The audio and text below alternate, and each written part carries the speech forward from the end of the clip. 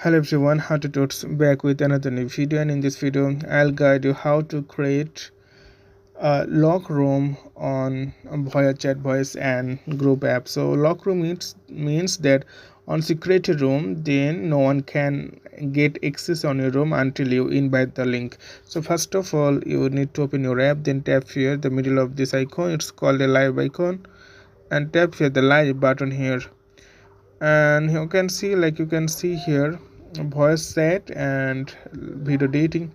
So first of all, you need to make sure which room you are going to create, and after that tap here public room. So you can see lock room, except for the room owner, room administrators, and you just invite by the his room's administrator.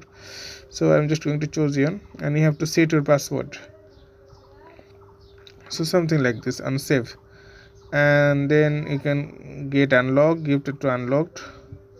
So you can set it, then you can save it. So now you can tap on the start button and it will be the lock room.